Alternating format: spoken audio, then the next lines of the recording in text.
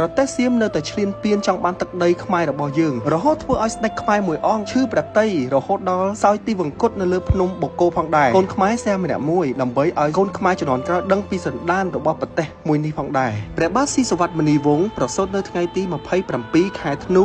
ឆ្នាំ1875គឺជាព្រះមហាក្សត្រនៃព្រះរាជាណាចក្រកម្ពុជាពីឆ្នាំ1927ដល់ឆ្នាំ1941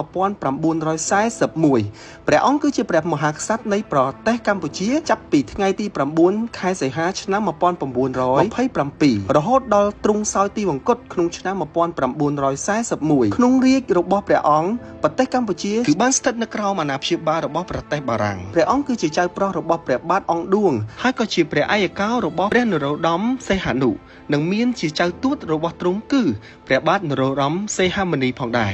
ព្រះអង្គគឺជាព្រះមហាក្សត្រនៃសមាជិករាជវង្សស៊ីសុវត្ថិព្រោះស្ដេចសោយរាជ្យទាំងអស់របស់ព្រះអង្គគឺជាសមាជិកនៃរាជវង្សនរោត្តមព្រះបាទស៊ីសុវត្ថិមុនីវង្សគឺជាព្រះរាជបុត្រទី6និងក៏ជាព្រះរាជបុត្រទី2នៃព្រះបាទស៊ីសុវត្ថិព្រះបិតាគឺជាអ្នកមនាងវ៉ាន់ដែលក្រោយមកមានងារជាសម្ដេចព្រះវររាជនីព្រះអង្គទ្រង់ព្រះសម្ភពនៅរាជធានីភ្នំពេញក្នុងគ្រិស្តសករាជឆ្នាំ1875នៅពេលនោះព្រះពេតុលាព្រះអង្គគឺជាព្រះបាទនរោត្តមកំពុងគ្រងរាជ្យនៅឯក្រុងឧដុង្គដែលស្ថិតនៅក្រោមអាណាព្យាបាលរបស់បារាំងក្នុងគ្រិស្តសករាជ1884បន្ទាប់ពីបារាំងបានគ្រប់គ្រងប្រទេសឡាវនិងកាន់កាប់ប្រទេសវៀតណាមប្រទេសកម្ពុជាបានក្លាយជាប្រទេសដែលស្ថិតនៅក្រោមអាណានិគមនិយមបារាំងប្រទេសសៀមបានចាញ់សង្គ្រាមតែមិនត្រូវបានកាន់កាប់ឡើយព្រះរាជវង្សានុវង្សបានយាងចេញពីក្រុងឧដុង្គមករាជធានីថ្មីគឺភ្នំពេញជាទីដែលព្រះបាទស៊ីសុវត្ថិមុនីវង្សទ្រង់បានគង់នៅឆ្នាំ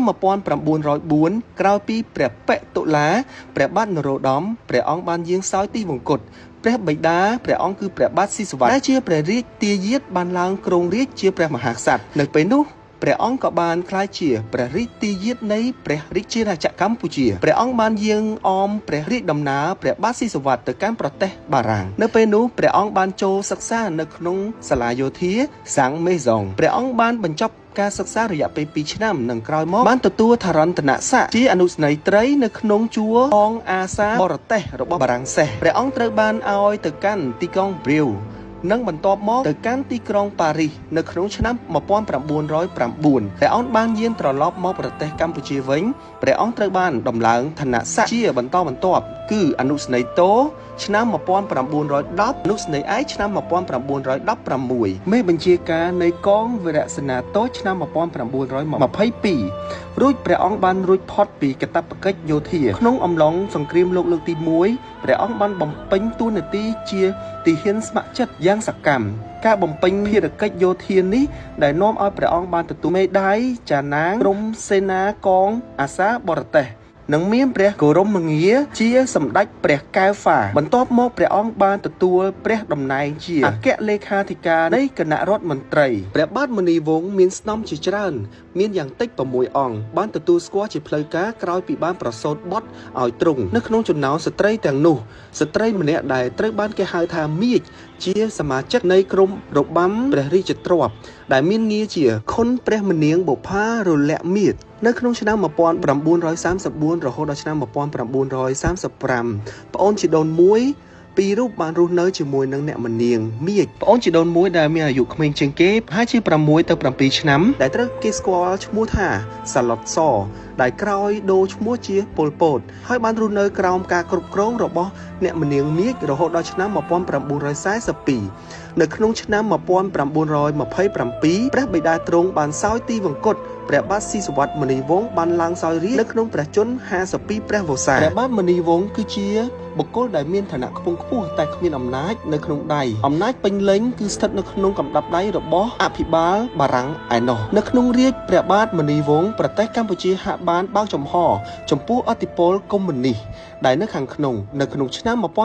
1930មេដឹកនាំសញ្ជាតិវៀតណាមហូជីមិញបានរកឃើញគណៈបកកុម្មុយនីសឥណ្ឌូចិនដែលបានទទួលប្រជាប្រិយភាពគួរឲ្យកត់សម្គាល់នៅក្នុងប្រទេសកម្ពុជាជនកុម្មុយនីសកម្ពុជាបានកំណត់គោលដៅជាអតិភិបមួយគឺការផ្ដួលរំលំពួកបារាំង នៅឆ្នាំ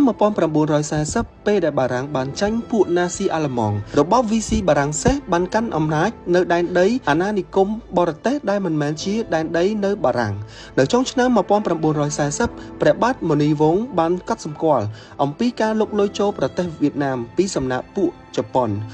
នបានឈ្លានពាននិងកាន់កាប់ប្រទេសកម្ពុជានៅដើមឆ្នាំ1941ពួកជប៉ុនបានឲ្យពួកមន្ត្រីវីឈីបារាំងសញ្ជាតិខ្មែរឲ្យកាន់ការខុសត្រូវក្រោមការការពារពីសំណាក់ជប៉ុននៅភាគខាងលិចនៃប្រទេសកម្ពុជាថៃឡុងដែលជាសព្វនិមិត្តនឹងជប៉ុនបានកាន់កាប់ដីខ្មែរមួយចំនួននិងខេត្តមួយចំនួនរបស់ប្រទេសកម្ពុជារបស់យើងផងដែរក្រោយពីបានទ្រង់ជ្រាបពីស្ថានភាពនោះមកព្រះបាទស៊ីសុវត្ថិមុនីវង្សបានសັບព្រះរាជហឫទ័យសម្រាប់ពីព្រះរាជកិច្ចនិងយាងទៅកាន់ព្រះរាជដំណាក់នៅលើភ្នំបូកគោក្នុងខេត្តកំពតនៅចុងឆ្នាំ1941និងបានសោយទីវង្គតដោយការឈឺចាប់ដែលថៃឈ្លានពានបានទឹកដីក៏ដូចជាខេត្តមួយចំនួនរបស់ប្រទេសកម្ពុជារបស់យើងផងដែរបើទោះបីជាព្រះរាជបុត្រព្រះបាទមុនីវង្សគឺជាព្រះអង្គម្ចាស់ស៊ីសុវត្ថិមុនីរ៉េតស័ក្តិសមនឹងគ្រងរាជសម្បត្តិយ៉ាងណាក្តីអាញាធិបតេយ្យបារាំងបានសម្រេចជ្រើសរើសព្រះនន្តាព្រះបាទមុនីវង្សនិងជាព្រះរាជបុត្រនៃអ្នកម្ចាស់ក្ត្រីស៊ីសុវត្ថិកុសុមៈនិងព្រះអង្គម្ចាស់នរោត្តមសុរាមរិទ្ធគឺព្រះអង្គម្ចាស់នរោត្តមសីហនុឲ្យស្នង